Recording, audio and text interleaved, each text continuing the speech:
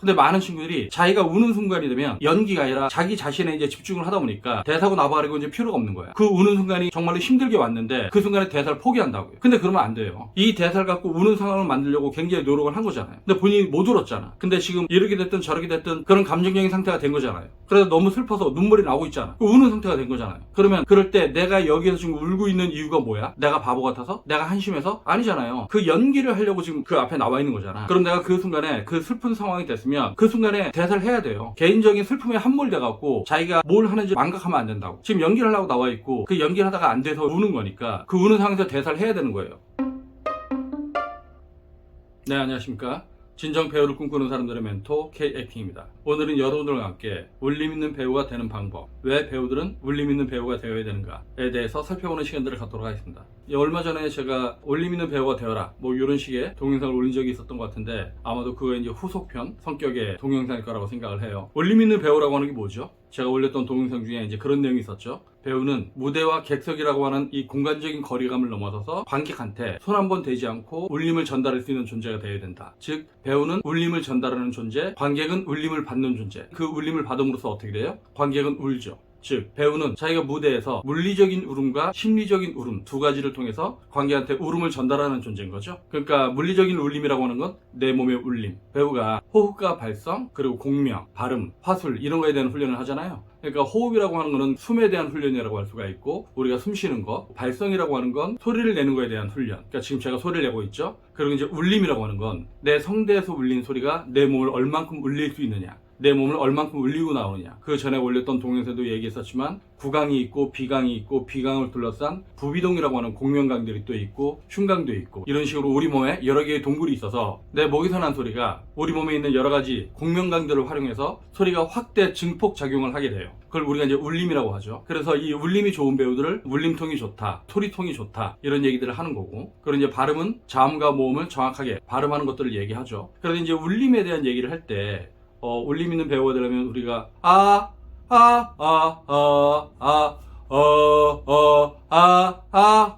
이런 식의 여러 가지 발성 훈련들을 하잖아요. 이 발성 훈련들이 바로 호흡을 바탕으로, 안정적인 숨을 바탕으로 내가 소리를 정확하게 내고 그 열린 소리를 통해서 내 몸을 얼만큼 울릴 수 있는가, 이것들이 이제 호흡과 발성에서 다루고 있는 중요한 훈련 과제라고 할 수가 있어요. 근데 제가 울림이 이제 중요하다고 하는 건 뭐냐면, 관객들이 연극을 보러 오는 이유, 아니면 관객들이 드라마나 영화를 보는 이유는 그 드라마나 영화 아니면 연극을 통해서 어떤 울림을 받고 싶어서죠. 즉 재미와 감동. 우울한 사람들은 어떤 재미를 느끼고 싶을 것이고요. 그리고 울고 싶은 사람들은 어떤 감동을 받고 싶을 것이고, 그리고 그 감동을 통해서 내가 카타르시스를 일으키고 싶은 욕망도 있을 것이고, 카타르시스는 저번에도 얘기했었지만 감정의 정화, 감정의 배설. 그러니까 우리가 일상에서 쌓인 어떤 스트레스, 일상에서 쌓인 어떤 감정적인 것들을 울음이라고 하는 형식을 통해서 내가 울면 뭔가 스트레스도 해소되고, 그리고 면역력도 이제 좋아진다고 하죠. 그래서 관객들이 연극이나 영화, 드라마를 보는 이유는 그런 감동이나 재미를 느끼기 위해서다. 이런 얘기들을 이제 제가 계속 하고 있는데, 배우들은 그럼 그 관객들을 울릴 수 있으려면, 관객들한테 감동을 전달할 수 있으려면 어떤 훈련들을 해야 되는가?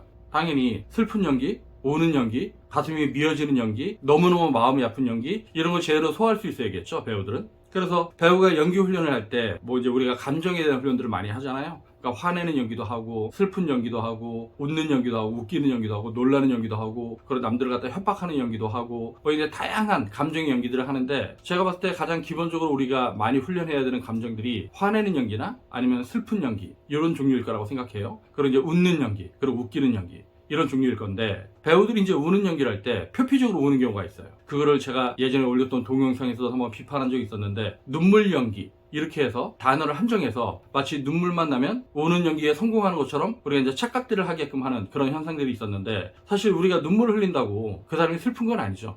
슬프면 눈물이 흐르죠. 하지만 눈물이 흐른다고 다 슬픈 건 아닙니다. 그러니까 눈물이라고 하는 건 하품을 해서 이제 눈물이 나는 경우도 있고, 눈이 건조해서 눈물이 나는 경우도 있고, 그리고 눈이 아파서 눈물이 나는 경우도 있고, 그러니까 슬픈 거하고 상관없이 눈의 건강을 위해서 눈 자체가 눈물을 흘리는 경우도 있잖아요. 그래서 슬픈 연기를 눈물 연기라고 하는 단어로 한정 지어서 눈물 자체가 목적이 되는 연기를 하면 안 된다. 제가 이제 그런 얘기를 했던 건데, 제가 이제 학생들하고 대사를 놓고 감정에 대한 연기를 한단 말이에요. 그래서 그 대사가 뭔가 되게 슬프고 가슴이 미어지고, 죽은 아내를 그리워하는 거든, 아니면 죽은 엄마를 그리워하는 거든, 아니면 죽은 동생을 그리워하는 거든, 멀리 떠난 친구를 그리워하는 거든, 뭐 이런 식의 이제 슬픈 연기를 하면 사실 머릿속으로는 이게 어떤 감정인지 아는데 막상 그 대사를 갖고 하면은 내가 눈물이 한 방울도 흐르지 않는 경우가 있어요. 혹은 내가 눈을 안 깜빡거리고 눈을 계속 부릅뜨고 연기를 하다 보면 가끔 눈물이 날 수도 있죠. 하지만 눈을 부릅떠서 나는 눈물은 눈물이 아니니까. 그거는 관객을 감동시킬 수 있는 게 아니니까. 그래서 어쩔 수 없이 연기 수업을 하다 보면 이 대사가 어떤 내용이고 어떤 마음이고, 그리고 이 문장 다음에 이 문장은 이 사람의 마음이 어떻게 작동을 했기 때문에 호흡이 어떻게 작동을 하고, 그래서 가슴이 뭉클해져야 되고, 그리고 그 가슴이 뭉클한데도 그거를 참고 말을 하니까 호흡이 떨릴 것이고, 호흡이 떨리는 가운데 대사를 하니까 감정이 어떻게 작동할 것이고, 뭐 이런 얘기들을 이제 구체적으로 한단 말이에요. 그래서 이 대사에 대한 어떤 전사를 얘기하고, 이 사람이 가지고 있는 어떤 관계, 그리고 이 사람이 가지고 있는 어떤 개인사, 이런 것들을 갖다 막 이렇게 자극적으로 얘기를 해도 이 사람이 상상 얘기 거기에 이제 공감을 하지 못하면 그 감정이 안 나온단 말이죠. 그러면 어떤 경우는 이제 수업을 하다가 그 학생의 감정을 예민하게 건들기도 하죠. 어떨 땐 뭐 제가 짜증을 내기도 하고 굉장히 답답해하기도 하고 뭔가 소리도 지르고, 그러면 그 친구가 제가 뿜어내는 어떤 에너지 때문에 자기한테 답답하거나 자기한테 속이 상하거나 자기가 이런 연기도 되지 않는다라고 하는 것에 대해서 빡치거나, 아니면 내가 혼을 내니까 그냥 자기가 이렇게 슬프거나 그래서 이제 우는 경우들이 있어요. 그러면 그 우는 상태가 되면 그 순간에 자기가 막 대사를 해야 되거든요.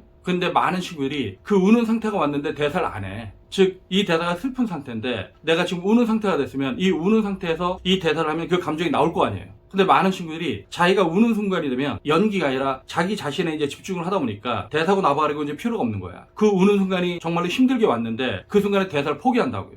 근데 그러면 안 돼요. 이 대사를 갖고 우는 상황을 만들려고 굉장히 노력을 한 거잖아요. 근데 본인이 못 울었잖아. 근데 지금 이렇게 됐든 저렇게 됐든 자기가 속이 상했든 자기 연기가 안 되고 답답했든 자기가 요만큼밖에 안 된다라고 하는 것에 대해서 실망을 했든 그런 감정적인 상태가 된 거잖아요. 그래서 너무 슬퍼서 눈물이 나오고 있잖아. 우는 상태가 된 거잖아요. 그러면 그럴 때 내가 여기에서 지금 울고 있는 이유가 뭐야? 내가 바보 같아서? 내가 한심해서? 아니잖아요. 그 연기를 하려고 지금 그 앞에 나와 있는 거잖아. 그럼 내가 그 순간에 그 슬픈 상황이 됐으면 그 순간에 대사를 해야 돼요. 네, 개인적인 슬픔에 함몰돼갖고 자기가 뭘 하는지 망각하면 안 된다고.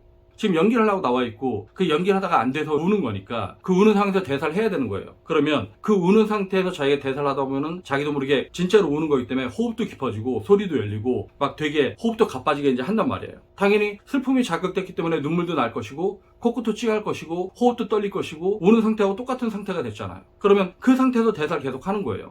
물론 자기 감정이 함몰된 상태이기 때문에 대사 끌어읽기가 잘못될 수도 있고 대사 하다가 이제 버벅거릴 수도 있고 말을 제대로 못 이을 수도 있고 뭐 이런 우려도 있지만 그럼에도 불구하고 대사를 하는 거예요. 그러면 자기가 굉장히 슬픈 상태인데 그를 참고 말을 하려면 어떻게 돼요? 굉장히 호흡이 깊어지겠죠. 그리고 호흡을 지탱하겠죠. 그러니까 호흡의 밀도가 있는 상태에서 대사를 하겠죠. 그러니까 대사가 격해지겠죠. 소리의 강도가 있고 감정의 강도도 생기겠죠. 이런 상태가 연기적인 상태잖아요.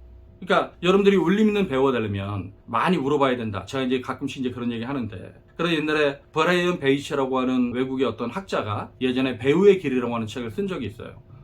지금은 아마 단종됐을 텐데 예니 출판사에서 나온 브라이언 베이치의 배우의 길. 그래서 그 책에서는 어떤 내용들을 다루냐면 어떤 사람들이 배우가 되는가, 대배우가 된 사람들의 어떤 공통적인 특징들, 그것들을 좀 이렇게 사회심리학적으로 관찰해서 그걸 갖다 이제 책으로 쓰는 사람이 있었는데, 그 내용을 보면 과거에 굉장히 아픈 기억이 있던 사람들, 트라우마가 있던 사람들, 결손 과정에서 자란 사람들, 즉 과거에 굉장히 슬픈 기억들이 있었던 사람들, 그 사람들이 배우가 되더라. 그런 사람들이 과거의 아픔을 딛고 그걸 승화를 시켜서 자기가 연기의 영역으로 끌어와서 대배우가 되더라. 이제 그런 얘기들을 한단 말이에요. 그러니까 저도 이 가정에 이런저런 우여곡절이 있어서 굉장히 마음의 상처가 커서 제가 일반적인 학과를 가면 일반적인 삶을 못 살 것 같아갖고 연극영화과를 간 케이스이긴 한데, 즉 관객이 카타르시스를 통해서 자기 감정을 배설을 할 수 있다고 한다면 배우는 그 무대에서 자기가 소리 지르고 울고 분노를 표하고 이러면 얼마나 큰 카타르시스를 일으킬 수 있을까, 이런 기대를 갖고 이제 연극영화과를 왔단 말이에요. 그래서 이제 배우로 활동을 했던 거죠. 아마 제가 배우로 활동하지 않았으면 저 개인적으로는 지금 좀 정신병원에 있지 않을까? 그런 식으로 저도 이제 과거의 아픈 기억들이 굉장히 많았던 사람인데, 근데 제가 연극영화과 가니까 저는 저만 굉장히 힘들고 어려운 환경 속에서 자랐다고 생각했는데 아니더라고요. 연극영화과에 오는 친구들 중에 그런 식의 아픔을 가지고 있는 친구들이 생각보다 많더라고. 그러니까 나만 힘들거나 나만 아팠던 게 아니에요. 다른 친구들도 굉장히 아팠던 거죠. 근데 물론 그런 아픔을 가지고 온 친구들 중에 그 친구들이 다 배우가 되지는 않았고, 근데 그런 친구들이 배우가 되려면 과거의 기억, 과거의 트라우마를 자기가 극복을 해야 되거든. 근데 대부분은 극복을 하지 못합니다. 그래서 저도 연기를 가르치다 보면은 과거에 힘든 기억이 있었던 친구들, 과거에 아픈 기억이 있었던 친구들, 그 친구들이 배우로서의 어떤 재능이 있다고 생각하고 그 친구들 어떤 그런 과거의 기억들을 끄집어내서 연기에 적용을 시키려고 하는데 이게 잘 안 되더라고요.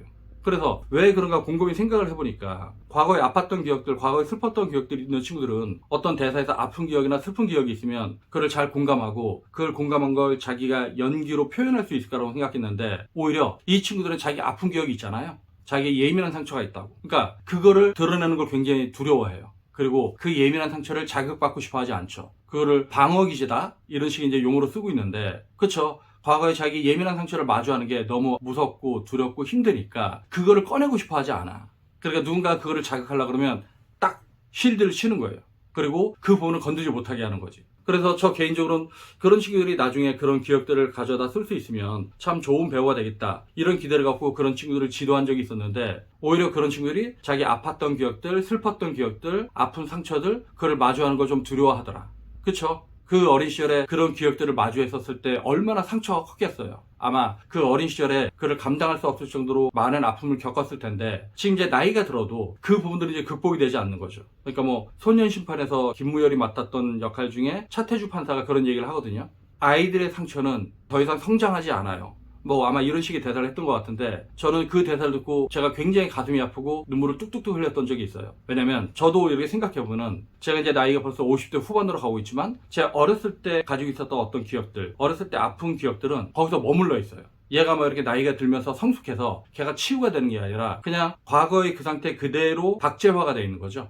제가 어떤 날 감수성이 예민한 날 그 과거의 기억들하고 딱 마주하면 저도 모르게 눈물을 엄청나게 흘리고 그런 날도 있거든요. 근데 그럴 때 이제 눈물이 나면 그냥 밑도 끝도 없이 눈물이 나요. 콧물도 나고. 그게 통제가 되지 않아. 그러니까 어린 시절의 기억이라고 하는 거, 어린 시절의 아픈 상처라고 하는 거, 각 개인들마다 그 상처의 종류, 있었던 환경, 각 개인들마다 에피소드, 이런 건 모두 다르겠지만 어쨌든 공통적으로 굉장히 아프다, 굉장히 슬프다, 그 과거를 또다시 마주하는 거 두렵다, 이런 상처들은 다 있을 거예요.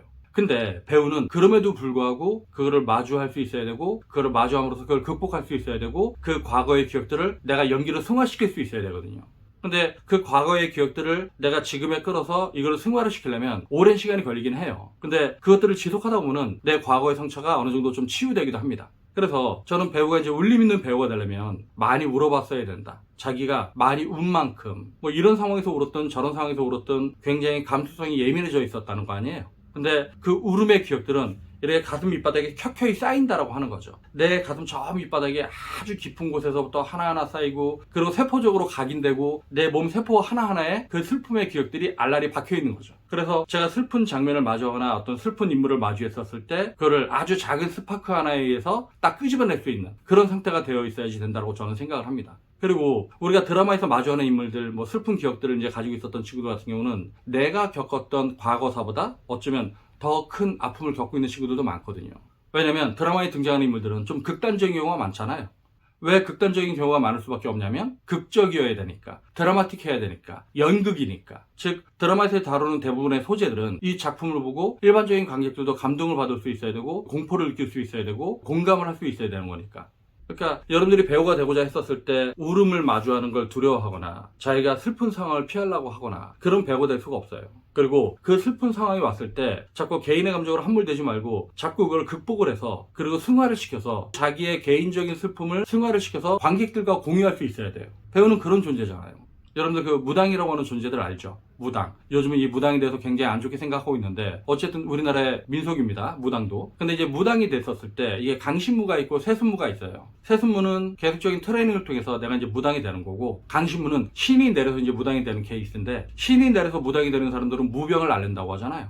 그러니까 일반인인데 계속 이상한 꿈을 꾸고 안 좋은 꿈을 꾸고 몸도 아프고, 그래서 이제 여기저기 다녀도 병원을 다녀도 치료가 안 되고, 그러다 어떻게 이제 무당을 만났더니 그 큰 무당이 넌 무당이 되어야 되는 팔자다, 큰 굿을 해야겠다, 뭐 이런 식의 얘기를 해서 그거를 계속 거부하면 이 사람은 계속 몸이 안 좋은 상태가 되고, 어쩔 수 없이 무당이 되기로 하면, 그래서 이제 내린 굿을 받게 되면 이 사람이 그 무병에서 극복이 되는 거죠. 그러니까 무당이 되려면 무병을 앓듯이 배우는 자기가 좋은 배우가 되려면 굉장히 혹독한 시련을 겪어야 됩니다. 저는 개인적으로 제 과거사가 되게 이제 힘들었었던 것만큼 그 힘든 과거를 되게 원망하고 부정하고 뭐 그랬던 시절이 있었는데, 제가 안양예고에서 애들을 가르치다가 제 과거에 힘들었던 순간들이, 아 결국은 신이 나한테 이런 순간들을 위해서 그 고통과 시련을 줬었구나 라고 제 스스로를 갖다가 이제 다독이기도 했었는데, 안양예고 연극영화과를 갔더니 나이도 어린 애들이 굉장히 아픈 기억을 갖고 있는 친구들이 많은 거예요. 근데 그들의 상처는 그 누구도 치유를 못하는데 저도 이제 과거에 아픈 기억들이 있었으니까 제가 이제 걔네들하고 저의 과거사를 꺼내면서 이런저런 얘기를 하면 그 친구들이 저하고 이제 공감도 하면서 그때부터 이제 저하고 소통이 되더라고요. 즉 그 아이들은 자기가 너무 아픈 기억이 있으니까 남들하고 별로 소통 안 하고 마음의 문을 꼭 닫고 이렇게 지내고 있었는데 근데 그렇게 마음의 문을 꼭 닫은 상태에서 연기를 할 수가 없잖아요. 공연을 같이 올릴 수가 없어.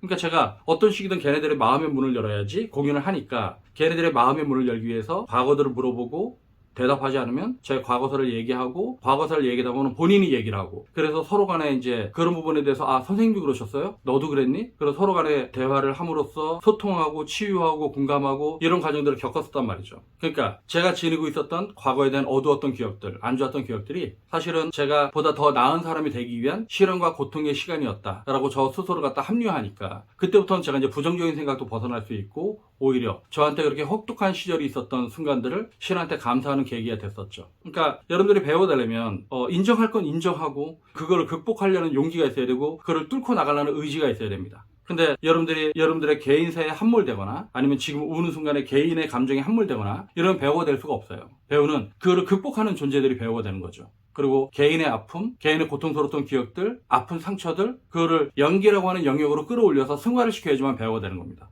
그러니까 저 개인적으로는 여러분들이 연습을 되게 많이 하길 바라는 게 연습을 많이 하다 보면요 빡쳐요.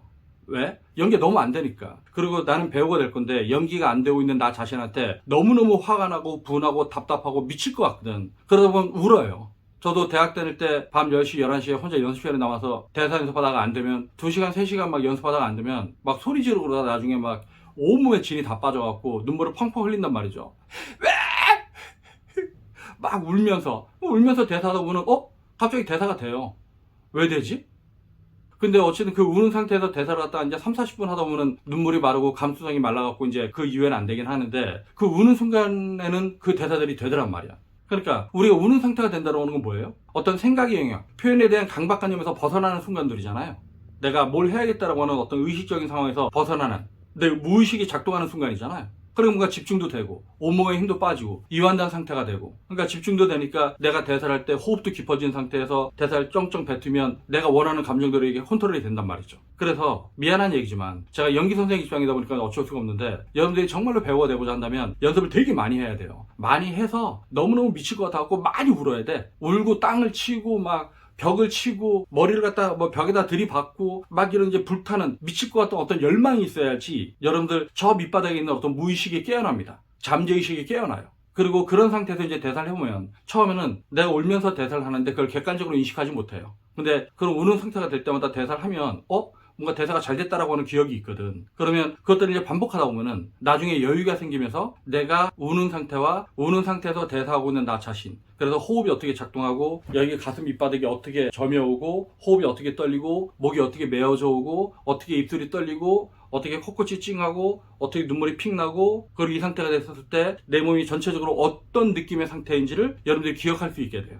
그래서 그걸 몸으로 기억해서 제가 연기로 표현해야 된다고 하는 건 이게 한두 번에서 되는 게 아니라 수백 번을 반복하다 보면 여러분들도 모르게 여러분들 몸 안에 아주 미세한 감각, 아주 작은 감각을 깨울 수 있다고 하는 거죠. 그리고 여러분들이 무대에 서든 아니면 카메라 앞에 서든 그런 상태에서 여러분들이 몰입된 상태에서 연기를 할 수 있어야지 관객들한테 감동을 줄 수가 있는 거잖아요. 네, 오늘은 여러분들과 함께 울림 있는 배우가 되어라. 울림 있는 배우가 되려면 어떻게 해야 되는가? 울림 있는 배우가 되는 방법. 뭐 이런 것들을 이제 살펴보고 있는데요. 울림 있는 배우가 되려면 결국은 많이 울어야 됩니다. 수단과 방법을 거리지 않고 많이 울어야 되고요. 그리고 연기 연습을 할 때 우는 것도 우는 거고 이제 이런 식의 것이 이제 반복이 되면 여러분들이 일상에서 울 때도 여러분들은 여러분들을 관찰하게 돼요. 그래서 여러분들이 울 때 어떤 호흡의 상태에서 울고 엄마랑 만약에 싸울 때 어떤 상태로 엄마랑 싸우는지 그때 호흡이 어떤 상태인지 목이 어떻게 메어오는지 말이 어떤 식으로 나가는지 그걸 여러분들이 객관적으로 관찰할 수가 있어야 돼요. 그리고 그것들을 관찰할 수 있을 때 여러분들의 감정을 몰입한 순간에도 그거를 거리두기를 하면서 관찰할 수 있는 어떤 시야가 형성돼서 여러분들이 연기할 때 그거를 적용할 수가 있는 겁니다.